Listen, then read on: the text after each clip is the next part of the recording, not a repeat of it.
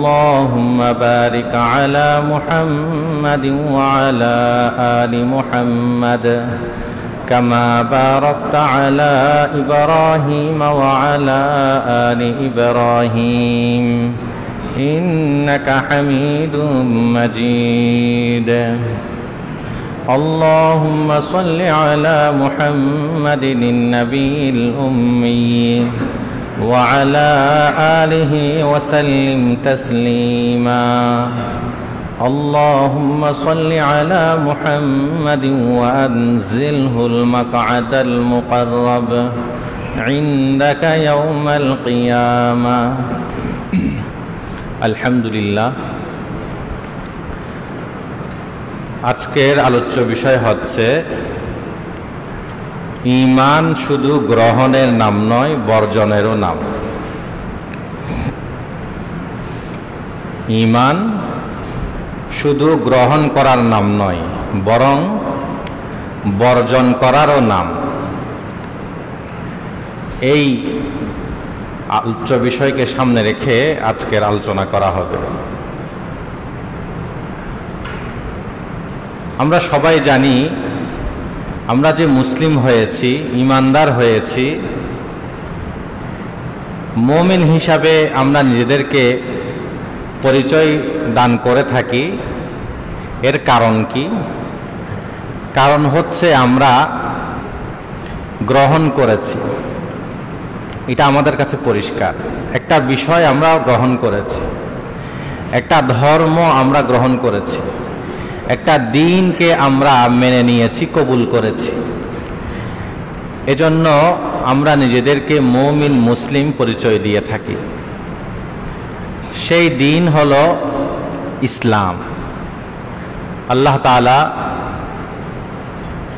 ইন্নাদ দীনা ইনদাল্লাহিল ইসলাম, এছাড়া আরো অন্য আয়াতেও বলেছেন যে নিশ্চয় দ্বীন, ধর্ম একমাত্র আল্লাহর কাছে গ্রহণযোগ্য ধর্ম হচ্ছে, দ্বীন হচ্ছে ইসলাম। তো ইসলামকে আমরা গ্রহণ করেছি, এজন্য আমরা মুসলিম, মুমিন। এই দিকটা আমাদের কাছে মোটামুটি পরিষ্কার। ঈমান মানে গ্রহণ করা, ইসলামকে গ্রহণ করা। কিন্তু আসলেই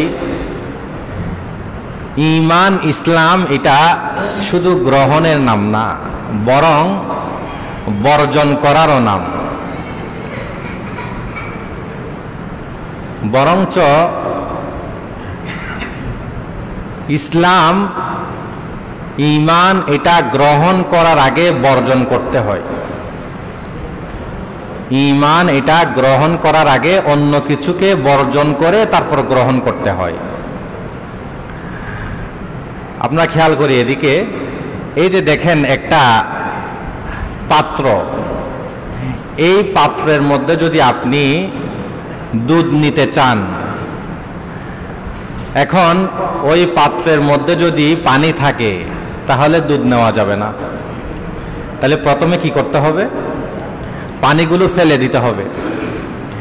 অথবা সেই পাত্রের মধ্যে যদি কোনো ময়লা থাকে, অন্য কিছু থাকে, তাহলে সেগুলোকে ফেলে দিতে হবে। এরপর পাত্রটা পরিষ্কার হবে, খালি হবে। তো যখন এই পাত্রটা পরিষ্কার হবে, তখন সেখানে আপনি দুধ, সেখানে আপনি পানি, সেখানে আপনি ভালো যা ইচ্ছা তা নিতে পারবেন।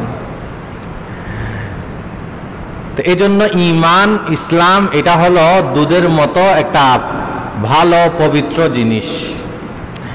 এটা গ্রহণ করার আগে, নেওয়ার আগে অন্য যত কিছু আছে খারাপ, অন্য যত কিছু আছে ইসলামের বিপরীত, ঈমানের বিপরীত, এই সবগুলোকে আগে বের করে দিতে হবে, অন্তর থেকে বের করতে হবে। এরপরেই আপনি কি করবেন? গ্রহণ করতে পারবেন, নিতে পারবেন, কবুল করতে পারবেন। আমরা যে কালিমা পড়ি, দেখেন কালিমাটা খেয়াল করেন, লা ইলাহা ইল্লাল্লাহ। লা ইলাহা ইল্লাল্লাহ কি অর্থ?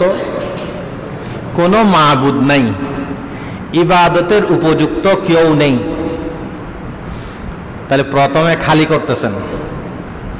লা ইলাহার অর্থ কি?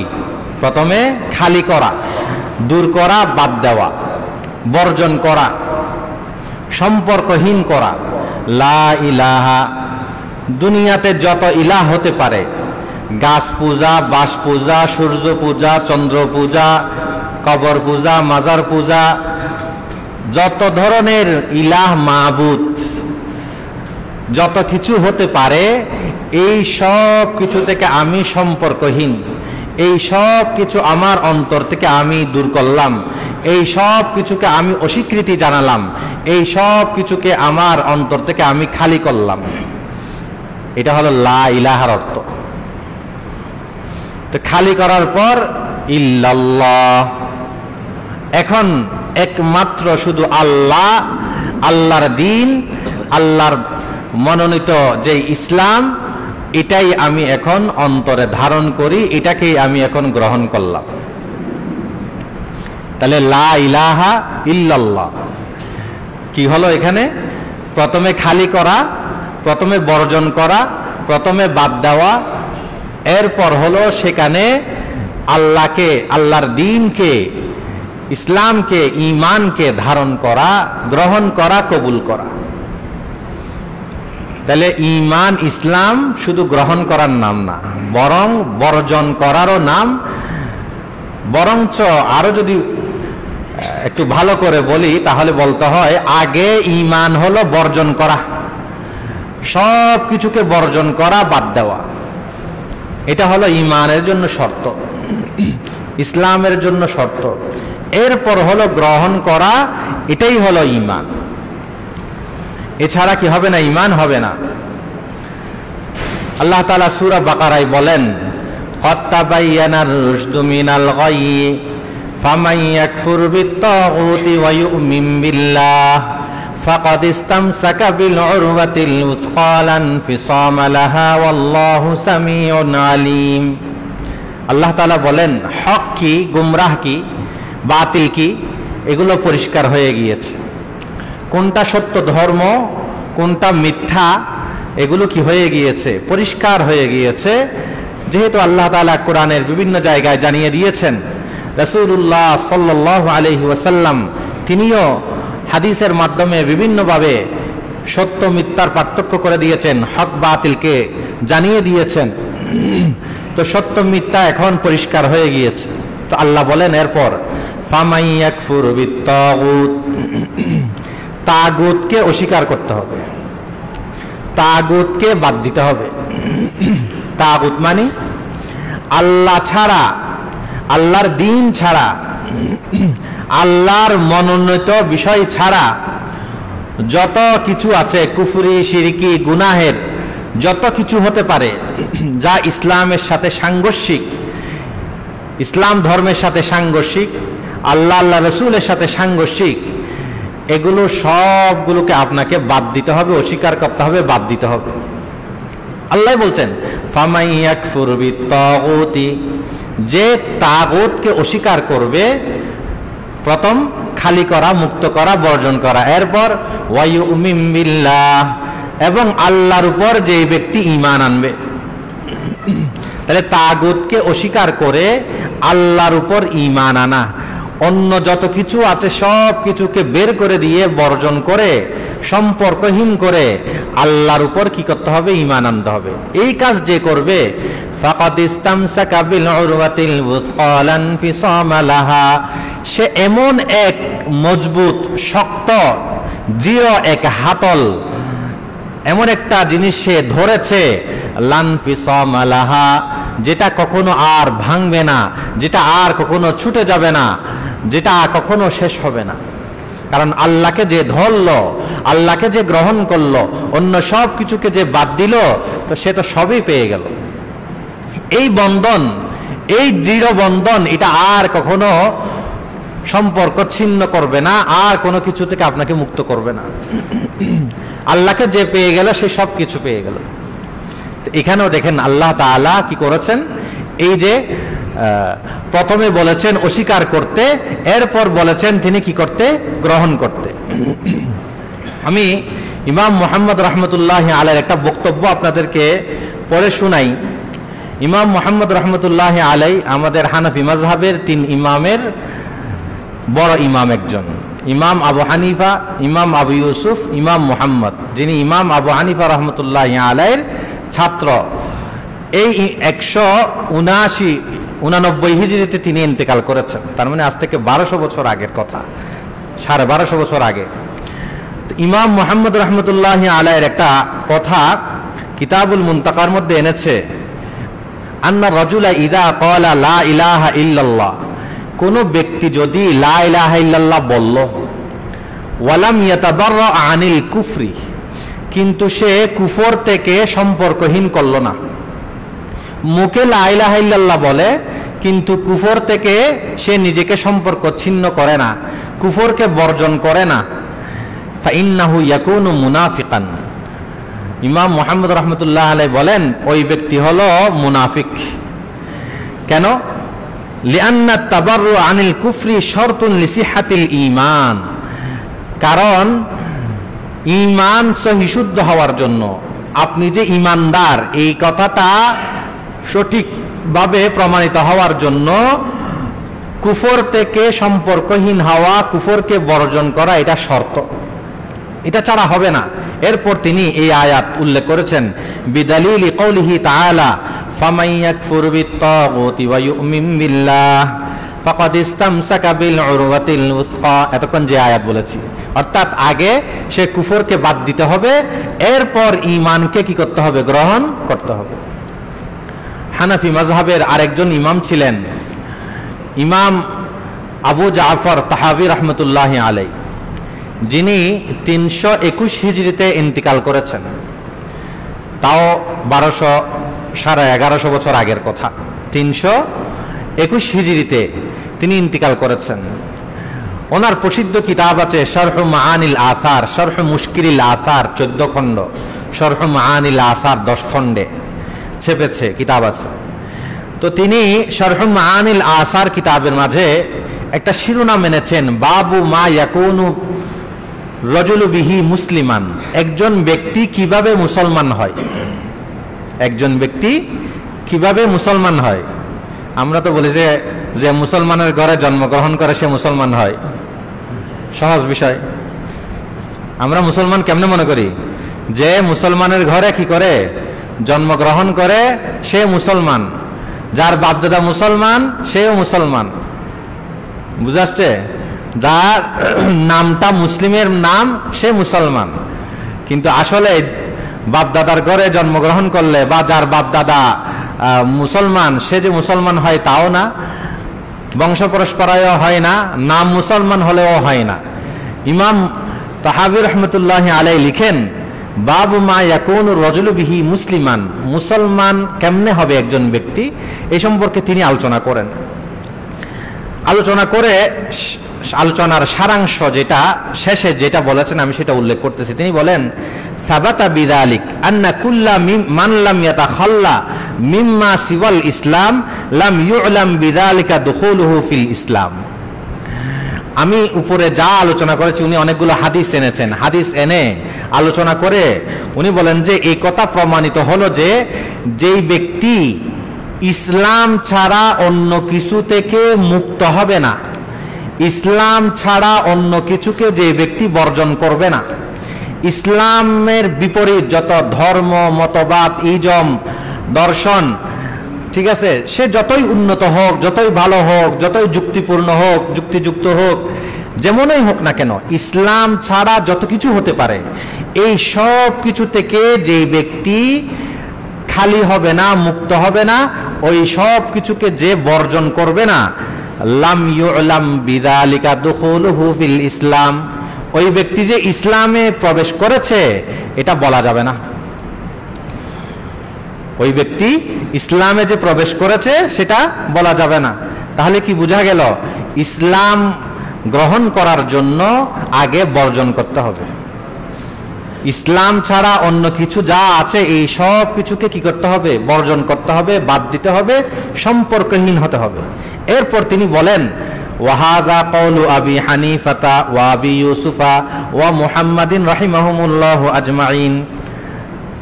এটা শুধু ওনার কথা না, এটা ইমাম আবু হানিফা রহমতুল্লাহি আলাইহি, ইমাম আবু ইউসুফ রহমতুল্লাহি আলাইহি, ইমাম মুহাম্মদ রহমতুল্লাহি আলাইহি, এই তিন ইমামেরই একই কথা যে যে ব্যক্তি ইসলাম ছাড়া অন্য যত মতবাদ ধর্ম যত কিছু আছে এই সব কিছুকে বাদ দিবে না, সেই ব্যক্তি মুসলমান হতে পারবে না, মুমিন হতে পারবে না। এখন মনে হয় এটা শুধু হানফি মাযহাবের কোনো কথা, যেহেতু ইমাম আবু হানিফা আবু ইউসুফ মুহাম্মদ এরা হানফি মাযহাবের ইমাম, তাহলে অন্য মাযহাবে মনে হয় একটু সুযোগ আছে অন্য কোনো ধর্ম থেকে কিছু গ্রহণ করার নেওয়ার। না না, এটা তো নেই। এটা উনি ওখানে লম্বা করে আলোচনা করেছেন, আমি সামনে আরো বলবো। এটা তো স্বয়ং আল্লাহ তাআলা কোরআনে যেখানে বলেছেন, আয়াত বলেছে আমি ফামান ইয়াকফুর বিত্তাগুত ওয়া ইউমিন বিল্লাহ, এখানে আল্লাহ সরাসরি যেখানে বলে দিয়েছেন। হাদিসের মধ্যে রাসূলুল্লাহ সাল্লাল্লাহু আলাইহি ওয়াসাল্লাম যেখানে স্পষ্ট করে বলেছেন, হযরত জারীর ইবনে আব্দুল্লাহ রাদিয়াল্লাহু আনহু আল্লাহ রাসূলের সাহাবী, মুসনাদে আহমদে এই হাদিস আছে সহিহ সনদে, ওনাকে আল্লাহ রাসূল বলেন তা'বুদুল্লাহ ওয়ালা তুশরিকা বিহি শাইআ, তুমি আল্লাহর ইবাদত করবে, আল্লাহর সাথে শিরিক করবে না। ওয়া তুসাল্লি সালাতাল মাকতুবা, তুমি কি করবে? 5 ওয়াক্ত নামাজ আদায় করবে। ওয়া তুআদ্দিজ যাকাতাল মাফরুজা, তুমি ফরজ যাকাতকে আদায় করবে। ওয়া তানসাহু লিল মুসলিম, মুসলমানকে তুমি উপদেশ দিবে।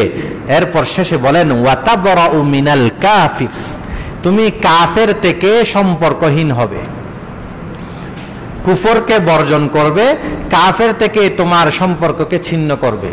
কাফেরের কোনো মুহাব্বত, কোনো ভালোবাসা, কোনো আন্তরিকতা এগুলা মুসলমানের অন্তরে থাকতে পারে না, এটা মুসলমানের অন্তরে থাকতে পারে না। আল্লাহ রাসূল এখানে হাদিসে স্পষ্ট করে বলেছেন। আমি আরেকটা আয়াত বলি, এটা কোনো মাযহাবী বিষয় না, এটা সকলের সর্বসম্মত বিষয়। সূরা মুমতাহিনার 4 নম্বর আয়াত,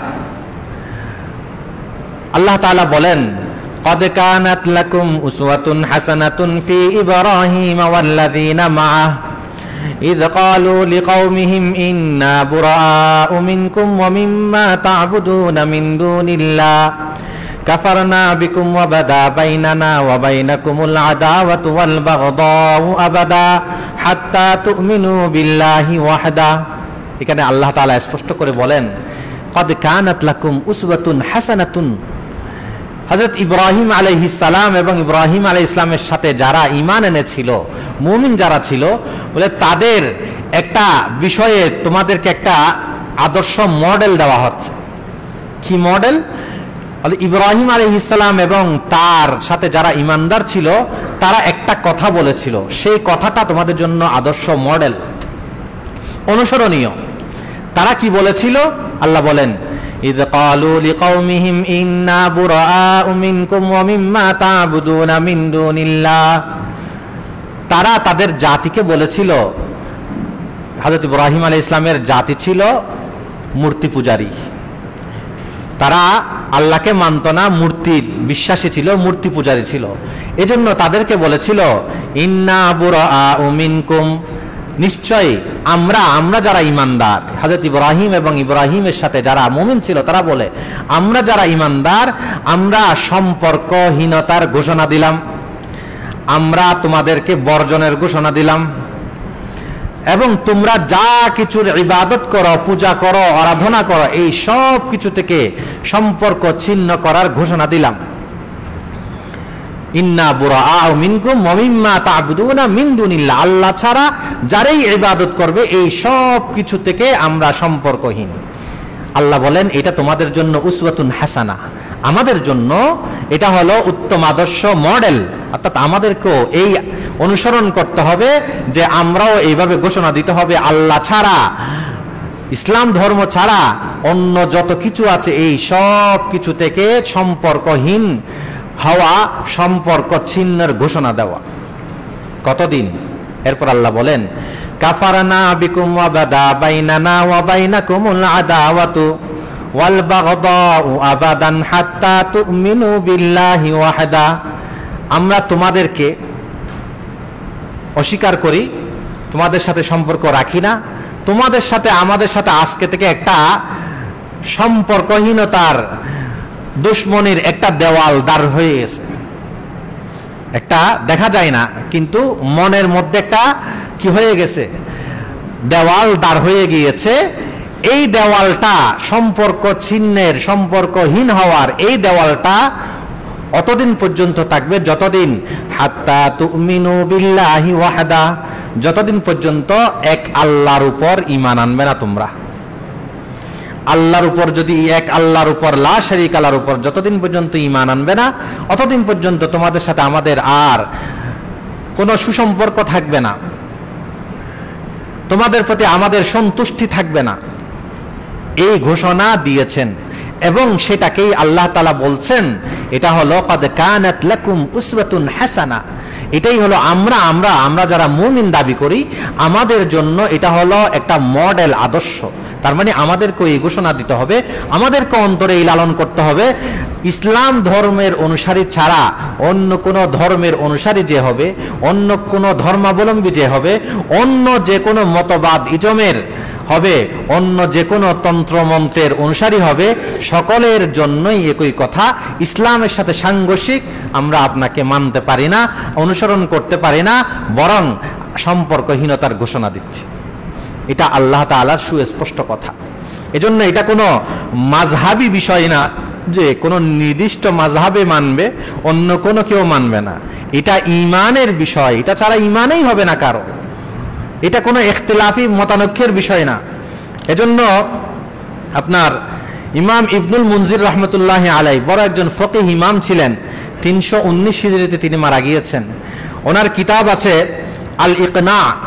এই আল ইকনা কিতাবের মাঝে ইবনুল মুনজির রাহমাতুল্লাহি আলাইহি বলেন, ওয়া আজমা আহলুল ইলমি, যত ইমাম আছেন, যত আলিম আছেন, সকলের এটা ঐকমত্য ফায়সালা, আলাল কাফিরি ইদা শাহিদা আন লা ইলাহা ইল্লাল্লাহ ওয়া আন্না মুহাম্মাদার আবদুহু ওয়া রাসূলুহু ওয়া আন্না কুল্লা মা জাআ বিহি মুহাম্মাদুন হাক্কুন ওয়া ইয়াবরাউ মিন কুল্লি দীনিন খালাফা দীনাল ইসলাম আন্নাহু মুসলিমুন। কেউ যতক্ষণ পর্যন্ত লা ইলাহা ইল্লাল্লাহ এবং মুহাম্মাদুর রাসূলুল্লাহ, আল্লাহ আল্লাহর রাসূল যা কিছু দিয়েছেন এগুলাকে সত্য হিসাবে মানবে না, এবং অন্য ধর্ম থেকে, যে ধর্ম ইসলামের খেলাফ, বিপরীত, এটা থেকে সে সম্পর্কহীন হবে না, ততক্ষণ পর্যন্ত সে মুসলমান হবে না। এটা সকলের ঐকমত্য বিষয়, এখানে কোনো মতানৈক্যের বিষয় না।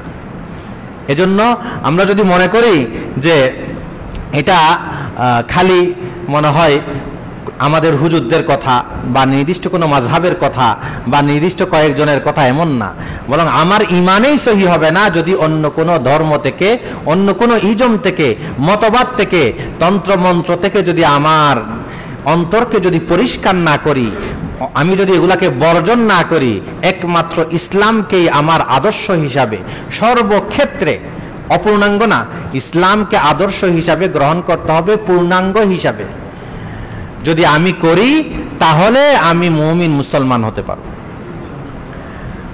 আল্লাহ তাআলা সূরা বাকারার 208 নম্বর আয়াতে বলেন, ইয়া আইয়ুহাল্লাযীনা আমানু দুখুলু ফিস সিলমি কাফা ওয়ালা তাত্তাবিউ খুতুওয়াতিশ শাইতান ইন্নাহু লাকুম আদুউম মুবিন। হে ঈমানদারগণ, তোমরা ইসলামের মাঝে, ইসলামের মধ্যে পরিপূর্ণভাবে, সম্পূর্ণরূপে প্রবেশ করো। আল্লাহ তাআলার ঘোষণা, পরিপূর্ণরূপে, সম্পূর্ণভাবে কি করতে হবে? প্রবেশ করতে হবে। এই আয়াতের শানে নুজুলে তাফসিরে ইবনে কাসিরে আর অন্য তাফসিরের কিতাবেও আছে, লেখা আছে, কিছু ইহুদি তারা ইসলাম ধর্ম গ্রহণ করেছিল।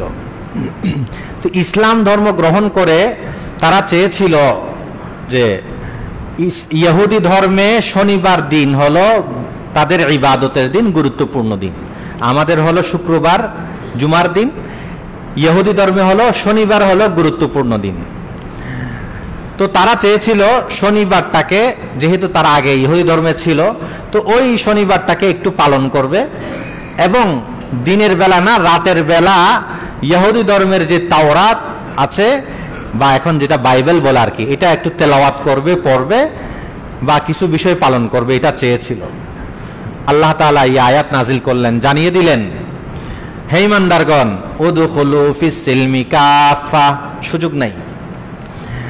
ইসলামে যখন প্রবেশ করেছ তখন অন্য ধর্মের কিছু রাতের বেলা হোক, সপ্তাহে একদিনের কোনো অংশে হোক, বছরের কোনো একটা সময়ে হোক, কোনো নির্দিষ্ট ঘন্টা মিনিট হোক, কোনো সুযোগ নাই। আল্লাহ বলেন ইসলামের মধ্যে পরিপূর্ণরূপে সম্পূর্ণভাবে প্রবেশ করতে হবে। কোনোভাবেই অন্য ধর্মের কোনো কিছু পালন করা যাবে না, তাদের ধর্মের কোনো কিছু গ্রহণ করা যাবে না। এটা যখন বাদ দিয়েছ, সম্পূর্ণরূপে কি দিবে? বাদ দিবে। এটা ছাড়া আমি মুমিন হতে পারবো না। এখন তো আমরা এমন, আমরা নিজেকে সব কিছুর পরিচয় দিই, কিন্তু বাস্তবেই কি আমি মুসলমান সে জিনিসটা পরিচয় দিতে পারি না। কেন? কারণ আমরা মুসলমান নাম নিয়েছি, কিন্তু মুসলমানের সাথে, ইসলামের সাথে সাথে অন্য ধর্মেরও যা যা কিছু পালন করা দরকার সেগুলো সময় সুযোগে হাতছাড়া করি না। এমনি মসজিদেও আসি, আবার মন্দিরেও যাই। শৈতান भी रहमान भी राजी रहे, शैतान भी बेजार ना हो। উদ্দেশ্য হলো কি? আল্লাহও সন্তুষ্ট থাক, আর যাতে শয়তানও যাতে কি না হয়, অসন্তুষ্ট না হয়। তো আল্লাহকে সন্তুষ্ট করবেন আর শয়তানকে অসন্তুষ্ট করবেন না, এই সুযোগ তো নাই। কেন? আল্লাহ বলেছেন এরপরেই, ওয়ালা তাত্তাবিউ খুতুওয়াতিশ শাইতান, শয়তানের পদাঙ্ক অনুসরণ করবে না। তো শয়তানের যদি আপনি অনুসরণ না করেন তাহলে তো শয়তান বেজার হবে। কিন্তু আপনি তো মনে করতেছেন আমি যখন মসজিদে আসি আল্লাহ খুশি, আবার যখন মন্দিরে যাই, আবার কোনো এই বড়দিন পালন করি, পূজা উৎসব দেখতে যাই, তখন আমি শয়তানকেও অসন্তুষ্ট করতেছি না। দুই দিকেই মনে হচ্ছে কুল রক্ষা করতেছি। ভুল, এইভাবে হয় না। একজনকে আপনি যখন খুশি করবেন আরেকজন বেজার হবে, আরেকজনকে যখন আপনি বেজার করবেন আরেকজন অবশ্যই খুশি হবে। এজন্য এরকম করার কোনো সুযোগ নাই। সর্ব অবস্থায় চিন্তা করতে হবে বাস্তবে আপনি কি মুসলমান কিনা। এজন্য ডক্টর কবি ইকবাল বলেন, ইউ তো সৈয়দ বিহু মির্জা বিহু আফগান বিহু, তুম সবই কুছ হো বাতা ও তো মুসলমান বিহু। ইউ তো সৈয়দ বিহু মির্জা বিহু আফগান বিহু, তুম সবই কুছ হো বাতা ও তো মুসলমান বিহু। তুমি সৈয়দ, অনেক বড় কিছু, চৌধুরী, মির্জা মানে বংশীয় নাম আর কি, অনেক বড় অনেক কিছু। ইউ তো সৈয়দ বিহু মির্জা বিহু আফগান বিহু, তুম সবই কুছ হো বাতাও তো মুসলমান বিহু। সবকিছু তুমি হতে পারো, কিন্তু হওয়ার পরও বাস্তবে মুসলমান কিনা সেটা একটু দেখো। বাস্তবে মুসলমান কিনা এটা একটু দেখো। কেন? এখন তো এমন অবস্থা, ये शान नया रंग नया दौर नया है, ये शान नया रंग नया दौर नया है, नाम तो इस्लाम मगर काम कुफर है। সব কিছু ইসলামের নাম দিয়ে করতেছে, কিন্তু বাস্তবে করতেছে হলো কুফর। নামে তো ইসলামে মগর কামে কুফর হ্যায়। এজন্য মুসলমানদের উচিত হলো এগুলো সম্পর্কে সজাগ থাকা, এগুলো সম্পর্কে খুব বাখবর থাকা। আই কওমে মুসলমান খবরদার খবরদার, ये वक्त ना गफलत का হুশিয়ার হুশিয়ার। হে মুসলমান জাতি, আমাদের উচিত হলো একটু সজাগ থাকা, সজাগ হতে হবে। যদি আমি সজাগ না হই তাহলে আমার ঈমান ছিনিয়ে নিবে। ये वक्त ना गफलत का হুশিয়ার হুশিয়ার। এই সময় আমি যদি একটু কি থাকি, বেহুশ থাকি, সজাগ না থাকি, আমার ঈমানকে কেড়ে নিয়ে যাবে। আমরা বাহ্যিকভাবে কেউ যদি কি করে, বুত পূজা করে, মূর্তি পূজা করে, তাকে কাফের মনে করি। কেউ যদি আল্লাহর জন্য সেজদা করে তাকে কাফের মনে করি। কিন্তু আমরা মুসলমানরাও এমন কিছু কাজ করি যে কাজগুলো করলেও যে আসলে আমাদের ঈমান চলে যায়, সেজন্য আমরা কাফের মনে করি না। এজন্য আলতাফ হুসাইন, মাওলানা আলতাফ হুসাইন হালি একজন কবি ছিলেন। তিনি মুসাদ্দাস হালি এক কিতাব গ্রন্থ রচনা করেছেন। এখানে খুব সুন্দর করে আমাদের মুসলমানদের অবস্থা কি সেটা তুলে ধরেছেন। करे गैर गर्बुत की पूजा तू काफिर, जो ठहराए बेटा खुदा का तू काफिर, कवाकिब में माने करिश्मा तू काफिर, झुके बाहर सेजदा तू काफिर। বলে কেউ যদি আল্লাহর জন্য ছেলে বলে, যেমন খ্রিস্টানরা বলে হযরত ঈসা আলাইহিস সালাম আল্লাহর ছেলে, আমরা তাকে কাফের বলতেছি, ঠিক আছে। কেউ যদি বুত পূজা করে তাকেও আমরা কি বলতেছি? কাফের বলতেছি। কাওয়াকিব মে মানে করিশ্মা তু কাফির, কেউ যদি বলে যে নক্ষত্রের কারণে বা এটার কারণে ওইটার কারণে আজকে আমার এই উপকার হয়েছে, বা নক্ষত্র পূজা করে, অন্য কিছু পূজা করে, এগুলা সব কিছু করলে তা আমরা বলি যে কাফের সে। কিন্তু আমরা যারা ইমানদার, নিজেদেরকে নাম মুসলমান কিন্তু বংশ হিসাবে মুসলমান অথবা এইভাবে এই ধরনের মুসলমান, ঠিক আছে, কিন্তু কাজ করতেছে আমরা হলো কুফরের, তো আমাদের ইমানটা যায় না। এজন্য উনি বলেন মগর মুমিনু পর কুশাদা হে রাহে, पुरस्तिश करे शौक से जिसके चाहे, नबी को जो चाहे खुदा कर दिखाए, वलियों का रुतबा नबी से बढ़ाए, मज़ारों पे दिन रात नजरे चढ़ाए, फकीरों से जा जा के मांगे दुआए, न तौहीद में कुछ खलल इससे आए, न इस्लाम जाए न ईमान जाए। বলে আমরা এত কিছু করি, এরপরও আমাদের তাওহীদের মধ্যে কোনো অসুবিধা হয় না, আমাদের ইসলামও যায় না, আমাদের ঈমানের মধ্যে কোনো অসুবিধা হয় না। এটা হলো ভুল। আমাদের এমন কিছু কাজ আছে যে কাজের কারণে কি হয়ে যায়? ঈমান চলে যায়। ফুকাহায়ে কেরাম, ইমামগণ স্পষ্ট করে লিখেছেন, কেউ যদি কাফেরদের কোনো লিবাস, ধর্মীয় পোশাক, যেগুলো কাফেররাই তাদের ধর্ম হিসাবে ব্যবহার করে, এরকম যদি পোশাক পরিধান করে তাহলে সে কাফের হয়ে যাবে। কেউ মূর্তি পূজা করে না, তো যে মূর্তি পূজা আছে সেই মূর্তি পূজার সামনে আপনিও যদি গিয়ে এইভাবে ঝুঁকেন, পূজার মতো করে হয়ে থাকেন, তো এখানে আপনার অন্তরকে দেখা হবে না, বলে তাকেও কাফের বলা হবে। বুঝে আসছে? খ্রিস্টানদের যে ক্রুশ আছে না, ক্রুশ, এই ক্রুশকে যদি আপনি আপনার শরীরে, আপনার ঘরে এগুলো যদি ধারণ করেন, লটকিয়ে দেন, রাখেন, তো আপনাকেও কাফের বলা হবে, কারণ এগুলো তাদের ধর্মের আলামত। এখানে অন্তরের বিষয় দেখা হবে না।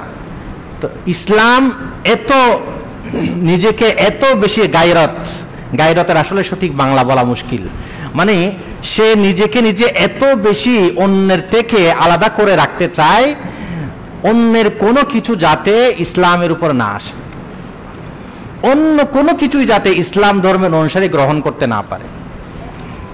এইভাবেই ইসলাম সে সম্পূর্ণ স্বতন্ত্রভাবে নিজেকে নিজে রাখতে চায়। এজন্য ইসলাম আপনাকে প্রতিটা ক্ষেত্রেই বিধান দিয়েছে, কেন? যাতে আপনি অন্যের মুখাপেক্ষী না হন, অন্যের ধার কাছে যেতে না হয়। আপনি নামাজ পড়ার জন্য যেভাবে নামাজের তরিকা আপনাকে দিয়েছে, আপনি রোজা রাখার জন্য যেভাবে রোজা কিভাবে রাখতে হয় এটা বলে দিয়েছে, জাকাত আদায় করার জন্য যেভাবে জাকাতের সম্পূর্ণ বিবরণ আপনাকে জানিয়ে দেওয়া হয়েছে, হজের বিষয়টা আপনাকে জানিয়ে দেওয়া হয়েছে, কোরআন তিলাওয়াতের বিষয়টা জানিয়ে দেওয়া হয়েছে, এভাবে আপনি চাকরি বাকরি কিভাবে করবেন সেটাও জানিয়ে দিয়েছে, ব্যবসা বাণিজ্য কিভাবে করবেন সেটাও জানিয়ে দিয়েছে, আপনার রাজনীতি, রাষ্ট্রনীতি, অর্থনীতি, সমাজনীতি, বিচারনীতি, যত কিছু হতে পারে, শিক্ষানীতি, সংস্কৃতি, সভ্যতা, সব কিছু ইসলাম আপনাকে দিয়েছে যাতে অন্যেরটা আপনি গ্রহণ না করেন, অন্যের কিছু যাতে আপনার কাছে না আসে, অন্যের কিছু যাতে আপনি ধারস্থ না হন। সব সময় আপনার এটা ধারণ করতে হবে যে আমি তো অন্য কোনো কাছে যাব না, আমি বরং আমারটা নিয়ে আমি থাকব। এজন্য শুধু ইসলাম, ঈমান এটা গ্রহণের নাম না, কিসের নাম বলেছি? বর্জনের নাম। ঈমান, ইসলাম হলো প্রথম কিসের নাম? বর্জন। ইসলাম ছাড়া অন্য যে কোনো ধর্ম, অন্য যে কোনো মতবাদ, অন্য যে কোনো দর্শন, অন্য যে কোনো ইজম, অন্য যত কিছু হতে পারে, এই সব কিছুকে আপনি প্রথমে বর্জন করবেন, বাদ দিবেন। লা ইলাহা, এটা হলো বাদ দেওয়া, এরপর হলো ইল্লাল্লাহ, এরপর হলো আল্লাহকে গ্রহণ করা, ইসলামকে গ্রহণ করা, এবং এই ইসলামই একমাত্র সত্য ধর্ম, এটা বিশ্বাস করতে হবে। আল্লাহর যে ঘোষণা, ইন্নাদ-দীনা ইনদাল্লাহিল ইসলাম, নিশ্চয় দিন বলতে, ধর্ম বলতে এটা ইসলামই, আর কিছু না। এটার অর্থ হলো একমাত্র আল্লাহর কাছে গ্রহণযোগ্য ধর্ম হলো ইসলাম। ইসলাম ছাড়া যত কিছু আছে এগুলা নামে ধর্ম হতে পারে, কিন্তু বাস্তবে কোনো ধর্ম না, আল্লাহর কাছে কোনো গ্রহণযোগ্যতা নাই। এজন্য অন্য ধর্মের প্রতি আপনার অসন্তুষ্টি থাকতে হবে, অন্য ধর্মের প্রতি আপনার ঘৃণা থাকতে হবে। এটা আল্লাহর আদেশ। আপনি বলেন যে এটা হুজুর কি বলে, অন্য ধর্ম যারা পালন করে তাদেরকে ঘৃণা করব? হ্যাঁ, ঈমান যেহেতু পালন করে নাই, ঈমান যেহেতু আনে নাই, সেই হিসাবে আপনি পালন করবেন, বলতে হবে। আল্লাহ স্পষ্ট করে বলেছেন সূরা হুজুরাতের 7 নম্বর আয়াত, আমি শুরুতেই তিলাওয়াত করেছি। আল্লাহ বলেন, ওয়ালাকিন্নাল্লাহা হাব্বাবা ইলাইকুমুল ঈমান ওয়া যায়্যানাহু ফি কুলুবিকুম ওয়া কাররাহা ইলাইকুমুল কুফরা ওয়াল ফুসুকা ওয়াল ইসয়ান উলাইকা হুমুর রাশিদুন। আল্লাহ তাআলা তোমাদের কাছে ঈমানকে প্রিয় করে দিয়েছেন। যে ঈমানদার হবে তার কাছে ঈমানটা কি হবে? প্রিয় বস্তু হবে। ওয়াজাইয়ানাহু ফি কুলুবিকুম, এবং অন্তরের মধ্যে সেই ঈমানটা সুশোভিত হবে, এটার প্রতি তার আকর্ষণ বোধ থাকবে, এটাকেই সে লালন করবে, এটাকেই সে ধারণ করবে, এটার জন্যই সে জীবনে বেঁচে থেকে যেভাবে যেভাবে করা দরকার সেভাবে করার চেষ্টা করবে। এরপর কি? এরপর আল্লাহ বলেন, ওয়া কাররাহা ইলাইকুমুল কুফরা ওয়াল ফুসুকা ওয়াল ইসয়ান, তোমাদের কাছে কুফর এটা অপছন্দনীয় হতে হবে, অসন্তুষ্টির বিষয় হতে হবে। আল্লাহ বলছেন কুফর, ইসলাম ছাড়া অন্য কিছু যেটা আছে এটা আমাদের কাছে কি হতে হবে? ঈমান যখন নিয়ে আসলাম তাহলে ঈমানের বিপরীতটা আপনার কাছে অসন্তুষ্টি হতে হবে না? কি বলেন? মাদক এই জিনিসটা আমরা কি মনে করি? খারাপ। কেন? কারণ মাদকের বিপরীত যেটা সেটাকে আমরা সঠিক মনে করি। ঠিক আছে? বিবাহ এটাকে আমরা ভালো মনে করি, সুন্দর মনে করি, সঠিক মনে করি। জিনা, ব্যভিচার, দর্শন এগুলোকে আমরা কি মনে করি? খারাপ মনে করি। সেম বিষয়, যখন আপনি বিবাহকে ভালো মনে করবেন তো বিবাহের বিপরীত জিনা, ব্যভিচার, ধর্ষণ এটাকে আপনি খারাপ মনে করতেছেন। একই কথা, যখন আপনি ঈমানকে সঠিক মনে করবেন, সত্য মনে করবেন, ইসলামকে যখন আপনি সন্তুষ্টির বিষয় হিসাবে ধারণ করবেন, তাহলে ঈমানের বিপরীত, ইসলামের বিপরীত যে কুফর আছে এটাকেও আপনাকে কি করতে হবে? অসন্তুষ্টির বিষয়, ঘৃণার বিষয় হিসাবে আপনাকে দেখতে হবে। আপনি যদি বিবাহকে হালাল হিসাবে, সন্তুষ্টির বিষয় হিসাবে গ্রহণ করেন, তার বিপরীত হিসাবে জিনা, ব্যভিচারকে যদি আপনি এটাকে অসন্তুষ্টির বিষয়, ঘৃণার বিষয় হিসাবে দেখেন, একই কথা ঈমানকেও আপনি সন্তুষ্টির বিষয় হিসাবে দেখবেন, আর কুফরকে, ঈমানের বিপরীত কুফরকে আপনি অসন্তুষ্টির বিষয় হিসাবে দেখবেন। এই কথা বলতেছেন, ওনাকে নিয়ে বাইরে চলে যান, একার জন্য তো সবার অসুবিধা হচ্ছে, এটা তো বোঝার দরকার। উনি যখন কথা বলতেছে বাইরে নিয়ে যান, এত ছোট বাচ্চা তো মসজিদে আনা উচিত না। 7 বছরের আগে বাচ্চা মসজিদে আনবেন না। 6-7 বছর যতদিন বুঝ হয় নাই অতদিন পর্যন্ত কোনো বাচ্চা মসজিদে আনবেন না। আচ্ছা, খেয়াল করেন, মাঝখানে এইভাবে ডিস্টার্ব করলে বড় মুসিবত হয়ে যায়। তো ঈমান আর কুফর, বিবাহ আর জিনা, ব্যভিচার, এটা যেমন আমরা বুঝি যে বিবাহ এটা সঠিক, জিনা ব্যভিচার খারাপ, ঘৃণার বিষয়, তো ঈমান এটা সঠিক বিষয়, ইসলাম এটা সঠিক বিষয়। ঈমানের বিপরীত কুফর যেটা আছে এটা হলো ঘৃণার বিষয়, অসন্তুষ্টির বিষয়। এজন্য ইমামগণ লিখেছেন, ইমাম কুরতুবী রহমতুল্লাহ আলাইহি লিখেছেন, মোল্লা আলী কায়ি রহমতুল্লাহ আলাইহি লিখেছেন, ইমাম নবী রহমতুল্লাহ আলাইহি লিখেছেন, সব মাযহাবের কিতাবে আছে, ওয়ার রিজা বিল কুফরি কুফরুন, কেউ যদি কুফরের উপর সন্তুষ্ট হয় তাহলে সে কাফের হয়ে যাবে। নাউযুবিল্লাহ। কেউ যদি কুফরের উপর, অন্য কেউ কুফরি করতেছে, এই কুফরির বিষয়টার উপর সে যদি খুশি থাকে, সন্তুষ্ট থাকে, অথবা নিজে কোনো একটা কুফরি কাজ করলো, সেই কাজের উপরও যদি সে সন্তুষ্টি প্রকাশ করে, সে সন্তুষ্ট হয়, তাহলে কি হয়ে যাবে? কাফের হয়ে যাবে। ওয়ার রিজা বিল কুফরি কুফরুন, কুফরের উপর সন্তুষ্ট থাকা, খুশি হওয়া, এটাও কুফর। এজন্য কুফর থেকে সবসময় ঘৃণা বজায় রাখতে হবে। এত লম্বা আলোচনা করার উদ্দেশ্য হলো প্রথমে আমাদের ঈমান কি জিনিস সেটা বুঝানো। ঈমান হলো বর্জন করা, এরপর হলো গ্রহণ করা। ইসলাম ছাড়া যত কিছু আছে সব কিছুকে আপনি বর্জন করবেন, এরপর হলো আপনি ইসলামকে, ঈমানকে গ্রহণ করবেন। এটা এরপর হলো সমসাময়িক বিষয় হিসাবে আগামী হয়তো কাল পরশু থেকেই শুরু হবে পূজা, দুর্গা পূজা। এই যে পূজা শুরু হয়, এটা হিন্দু ধর্মাবলম্বীদের তাদের ধর্মীয় বিষয়, এটা তারা পালন করবে। এই স্বাধীনতা আল্লাহ তাআলা কোরআনে কারিমে দিয়েছেন, বলে দিয়েছেন লাকুম দীনুকুম ওয়ালিয়া দিন। যার যার ধর্ম সে পালন করার স্বাধীনতা দুনিয়াতে ভোগ করবে। কেন? আল্লাহ দুনিয়াকে বানিয়েছেন পরীক্ষার হল অনুযায়ী সে যা ইচ্ছা করার সুযোগ পাবে, যতক্ষণ পর্যন্ত অন্যের ক্ষতি হবে না। তো তার সীমা, তার গণ্ডির মধ্যে সে তার পূজা করবে, পালন করবে। সেই স্বাধীনতা তাকে দেওয়া হয়েছে, রাষ্ট্রীয়ভাবেও দেয়, সরকারও দেয়, নিরাপত্তা বাহিনী যারা আছে তারাও দেয়। তো ওরা করবে ওনাদের বিষয়। কিন্তু আমরা মুসলমান, আমরা কি করব? খুশি হয়ে দেখতে যাব? নাউজুবিল্লাহ। কখনো আমরা ধারে কাছে যাব না, কখনো আমরা সেখানে উকি মেরেও দেখতে যাব না। কেন দেখতে যাব না?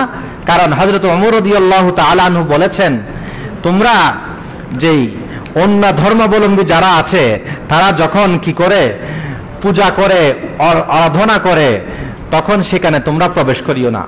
হযরত ওমর রাদিয়াল্লাহু তাআলা আনহু বলেন, ওয়ালা তাদখুলু আলাল মুশরিকিনা ফি কানাইসিহিম, তাদের পূজার স্থানে মুশরিকদের, অন্য কোন ধর্মাবলম্বীদের সেখানে তোমরা প্রবেশ করিও না। ইয়াউমা ঈদিহিম, এটা হলো তাদের খুশির দিন, সেখানে তোমরা যেও না। কেন? ফাইন্না সুখতাতা তানজিলু আলাইহিম, কারণ সেখানে আল্লাহর অসন্তুষ্টি, আল্লাহর গজব সেখানে অবতীর্ণ হচ্ছে। কেন নাজিল হবে না? যেখানে আল্লাহর নাফরমানি হচ্ছে, তো সেখানে তো আল্লাহর অসন্তুষ্টিই নাজিল হবে। সেটা হয়তো আমি বুঝতে পারতেছি না, অনুধাবন করতে পারতেছি না, সরাসরি দেখতে পারতেছি না, কিন্তু আল্লাহর অসন্তুষ্টি, আল্লাহর গজব সেখানে নাজিল হচ্ছে। আর এটা তো সাধারণ কোনো গুনাহ না। একটা হলো কেউ জেনাবে বিচার করে, আর আরেকটা হলো আল্লাহর সাথে শরীক করে। দুইটা আকাশ পাতাল তফাৎ। আমাদের মুসলমানদের সবচেয়ে বড় দুর্বলতা আমি যেটা মনে করি, সেটা হলো আমরা মদকে, জেনাবে বিচারকে, চুরি ডাকাতিকে, খুনকে, এত বড় বড় যতগুলো আছে, এইগুলা একটা অপরাধ, এটাকে আমরা সবাই মেনে নিয়েছি, গ্রহণ করে নিয়েছি। এটাকে আমরা সবাই ধারণ করি, বলি, বুক ফুটিয়ে বলতে পারি। কিন্তু কুফর, শিরিক, আল্লাহর অবাধ্যতা, এটা যে আরো বড় মারাত্মক, এটা যে আরো বড় অপরাধ, এই জিনিসটা আমিও বুঝি না, অন্য কেউ বুঝাই না। আল্লাহ বলেন, ইন্না শিরকা লাযুলমুন আযীম। কোন শব্দের ব্যাপারে আল্লাহ বলেন নাই জুলমুন আযীম বলেন নাই। আল্লাহ বলেছেন শিরিক, এটা হলো মহা বড় অন্যায়, মহা বড় অপরাধ। জিনা ব্যভিচারের ব্যাপারে কিন্তু বলেন নাই যে এটা মহা বড় অন্যায়, কিন্তু কিসের ব্যাপারে বলেছে? শিরিকের ব্যাপারে। তো সেই শিরিকের গুনাহ হচ্ছে কোথায়? এই হিন্দুদের পূজায়। তো সেখানে আপনি মহা অন্যায়, সেটাকে আপনি দেখতে যাচ্ছেন। শুধু দেখতে যাচ্ছি আমরা এটাকে সেলিব্রেট করি, আমরা উইশ জানাই, আমরা শুভেচ্ছা জানাই। কেউ লিখে দিচ্ছে অমুক নেতার পক্ষ থেকে শারদীয় বা দুর্গা উৎসবে অমুকের পক্ষ থেকে শুভেচ্ছা লিখে দিচ্ছে না? ভাই, মুসলমানের গায়রত কোথায় চলে গেল? আপনি ইসলাম ধর্ম পালন করেন আর আপনি লিখে দিচ্ছেন তাদের পূজার জন্য শুভেচ্ছা। শুভেচ্ছা মানে কি? শুভেচ্ছা মানে তোমার এই কাজ শুভ হোক, এটাই তো। তোমার ইচ্ছাটা কি হোক? শুভ হোক, এটাই তো। আমিও তোমার এটার প্রতি শুভ কামনা করছি। আচ্ছা বলেন তো, কেউ যদি বলে আমি এখানে আজকে মদ খাবো, এখানে আমি আজকে জিনা ব্যভিচার করব, কেউ এখানে শুভেচ্ছা জানাবেন? জানাবেন না। কেন? এটাকে অপরাধ মনে করতেছি। তো তার চেয়ে বড় অপরাধ হলো এই শিরিকের গুনাহ, কিন্তু সেটাকে আমি কোনো অপরাধ মনে করতেছি না, মনে না কইরা আরো কি করতেছি, সেখানে শুভেচ্ছা জানিয়ে দিচ্ছি। এটা কোনো মুসলমানের কাজ হতে পারে এই ধরনের শুভেচ্ছা জানানো? এজন্য এই ধরনের শুভেচ্ছা জানানো এগুলো পরিষ্কার হারাম, কোনো সন্দেহ নাই। আর যদি আপনি খুশি হয়ে, সন্তুষ্ট হয়ে যদি এই ধরনের শুভেচ্ছা জানান, তাহলে তো আপনার ঈমানও গেল। আপনার দাড়ি থাকতে পারে, নামাজ পড়তে পারেন, অনেক বড় দানবীর হতে পারেন, প্রতি বছর কয়েকবার হজ উমরা করতে পারেন, কিন্তু এরপরও আপনার যে আসলে ঈমান নাই সেটাই আপনি জানেন না। ওই যে কবি ইকবালের কথা, ইয়ো তো সাইয়্যদ বিহু মির্জা বিহু আফগান বিহু তুম সবই কুছ হো বাতা ও তো মুসলমান বিহু। সবকিছু হতে পারো, মুসলমান কিনা এটা একটু ভেবে দেখো। এটা হলো আমাদের ভেবে দেখা দরকার, চিন্তা করা দরকার। বুঝে আসছে? এজন্য আমরা এই ধরনের বিষয়ে কি করব না, শুভেচ্ছা জানাবো না। এবং এখানে কোনো ধরনের সহযোগিতা করা, পূজাতে সহযোগিতা করা, গত সপ্তাহে একজন আমাকে ফোন করে জিজ্ঞাসা করছেন, ওনারা ব্যবসায়ী হিসাবে হিন্দুর সাথে ব্যবসা চলে, হিন্দুর সাথে ব্যবসা করতে পারবেন শর্ত সাপেক্ষে, কোনো ইসলাম ধর্মের বিপরীত কিছু না হলে করতে পারবেন, কোনো অসুবিধা নেই, কিন্তু তাদের ধর্মীয় বিষয়ে আপনি সহযোগিতা করতে পারবেন না। হ্যাঁ, সে যদি প্রতিবেশী হয় তাকে আপনি কোনো কিছু হাদিয়া দিতে পারবেন, সে অসুস্থ হলে তাকে আপনি সেবা যত্ন করতে পারবেন, তাকে যা যা করা দরকার সব আপনার কর্তব্য, কিন্তু ধর্মীয় বিষয় পালন করা যাবে না, ধর্মীয় কোনো কিছুতে সহযোগিতা করা যাবে না, এটা খেয়াল রাখতে হবে। এজন্য মুসলমানরাও তাদের এই ধর্মীয় উপলক্ষে কেউ যদি কোনো মোবাইল কোম্পানি যদি অফার দেয়, কোনো মার্কেটের ওয়ালা যদি অফার দেয়, এগুলো গুনাহ, হারাম। আর যদি সন্তুষ্ট হয়ে দেয়, খুশি হয়ে দেয়, তাহলে তো ঈমানও চলে যাবে। ইমাম আবু হাফস কাবীর রহমতুল্লাহ আলাইহি লিখেছেন, বলেছেন এই কথা, কেউ যদি কোনো ব্যক্তি 50 বছর ইবাদত করেছে, এরপর কেউ বিধর্মীদের এই ধর্মীয় উৎসব উপলক্ষে একটা ডিম সামান্য জিনিস কাউকে হাদিয়া দিয়েছে, কেন? ওই বিধর্মীদের এই তাদের ধর্মীয় উৎসবের উপর সন্তুষ্টি প্রকাশ করার জন্য বা খুশি হয়ে, বলে ওই ব্যক্তি কাফের হয়ে যাবে, ঈমান থাকবে না, 50 বছরের ইবাদত শেষ। এজন্য এটা খুব সেনসিটিভ বিষয়। ঈমান আর কুফর এটা একটা বর্ডার, এটাকে ক্রস করা যাবে না। ধর্ম এটা একটা মাঝখানে একটা বর্ডার আছে, এই বর্ডার এটা কখনো ক্রস করা যাবে না। আমাদের সমাজে এখন ইন্টারফেথ কিংবা আপনার বিভিন্ন ধর্মের সংলাপের নামে, বিভিন্ন কিছুর নামে মানুষের মাঝে এগুলো ছড়িয়ে দেওয়া হয় যে অন্য ধর্ম সঠিক বা যার যার ধর্ম তার কাছে সঠিক, এই ধরনের কথাগুলো বলে একটু নরমালাইজ করা হয়, স্বাভাবিক করা হয়, ঠিক আছে? কিন্তু আপনি মুসলমান, আপনাকে ইসলামের কথা বলতে হবে। ইসলাম অনুযায়ী অন্য কোনো ধর্ম সঠিক না, সত্য না। হ্যাঁ, আপনি ধর্ম পালন করতে পারবেন, কিন্তু সেই ধর্ম সঠিক না, এটা আমাকে 100 বার বলতে হবে, নাহলে আপনার ঈমানেই ঠিক থাকবে না। আপনি ধারণা করতে হবে, মুখেও বলতে হবে, না হলে আপনার ঈমান বাঁচানো কি হয়ে যাবে, কষ্টকর হয়ে যাবে। আল্লাহর ভাষা, আল্লাহর ঘোষণা, ওয়াকাররাহা ইলাইকুমুল কুফরা ওয়াল ফুসুকা ওয়াল ইসয়ান, কুফর, ফাসিকি, অবাধ্যতা, এগুলাকে ঘৃণা করতে হবে। এগুলো যদি ঘৃণা না থাকে, তাহলে কুফরের প্রতি ঘৃণা না থাকলে ঈমান থাকবে না। আল্লাহ তাআলা আমাদেরকে বুঝার তৌফিক দান করুন। এইভাবে মানুষ আমরা ঈমান হারা হয়ে যাচ্ছি। একটা হাদিস শুরুতে বলেছিলাম, এই হাদিসের কথা বলেই শেষ করতেছি। আল্লাহ রাসূল বলেন, তিরমিজি শরীফের হাদিস, ক্বালা রাসূলুল্লাহ সাল্লাল্লাহু আলাইহি ওয়াসাল্লাম, লা তাকুমুস সাআতু হাত্তা তালহাকা কাবাইলু মিন উম্মতি বিল মুশরিকিন, আও কামা ক্বালা an-নবী আলাইহিস সালাতু ওয়াস সালাম। আল্লাহ রাসূল বলেন, কিয়ামত আসবে না যতক্ষণ পর্যন্ত আমার উম্মতের কিছু মানুষ মুশরিকদের সাথে যাই মিলবে না। তাদের সাথেই কি হয়ে যাবে, তারা অংশগ্রহণ করবে, তাদের এই যে ধর্ম পালন করা, ধর্মের বিষয়গুলোকে গ্রহণ করা, পূজা ইত্যাদি, এগুলোর উপর সন্তুষ্ট হওয়া, ঠিক আছে? তাদের যে পূজার জন্য নারকেলের লাডু, প্রসাদ, বিভিন্ন কিছু যেগুলো তাদের ধর্ম হিসাবে করা হয়, এগুলো খাওয়া যাবে না, গ্রহণ করা যাবে না। এমনি অন্য সময় আপনি গ্রহণ করতে পারেন যে কোনো কিছু মানে, তাও আবার যদি তাদের জবাইকৃত কিছু হয় তাহলে খাওয়া হালাল হবে না। এমনি গরু, ছাগল, মুরগি এগুলো ছাড়া, মাছ, সবজি বা যেগুলোকে জবাই করতে হয় না, এগুলো ছাড়া অন্য কিছু যদি হালাল টাকা হয় তাহলে গ্রহণ করতে পারবেন, আদান প্রদান করতে পারবেন, এগুলো ঠিক আছে। কিন্তু ধর্মীয় বিষয় আসলে পারবেন না। একটা সহজ বিষয় তো আমরা সবাই বুঝি, আমি যখন কুরবানি করি, তো কুরবানির সময় কোনো ব্যক্তি আমার এখানে এসে, কোনো হিন্দু এসে, অন্য কোনো ধর্মাবলম্বী এসে দেখা, এটা আমি যেমন পছন্দ করি না, ওরাও পছন্দ করে না। আমার গরু গোশত তারা হিন্দুরা যেমন খাওয়া পছন্দ করে না, কারণ তারা গরুকে মা মনে করে, সম্মানের বস্তু মনে করে, তো তারা এটা কখনো খাবে, গ্রহণ করবে না। তো আমি মুসলমান, আমার কেন গায়রত নাই, আমি কেন যাই সেখানে? তার ধর্মের বিরোধিতা আমি করি, সে আমার এটা দেখতে আসে না, সে এটা উদযাপন করে না, কিন্তু আমি যাই সেটা উদযাপন করতে, আর বলি ধর্ম যার যার উৎসব সবার। এর চেয়ে বাজে আর বাটপারি কথা দুনিয়াতে আর নাই। ধর্ম যার উৎসব তার, আবার ধর্ম যার যার উৎসব কেন সবার হবে? ধর্ম যার, উৎসবও তার। কারণ প্রত্যেক ধর্মের যে উৎসব সেটা তারা নিজেদের ধর্মীয় উৎসব হিসেবে পালন করে। আমি কি জন্য পালন করব? আল্লাহ তাআলা আমাদেরকে বুঝার তৌফিক দান করুন। ওয়া আখিরু দাওয়ানা আলহামদুলিল্লাহ।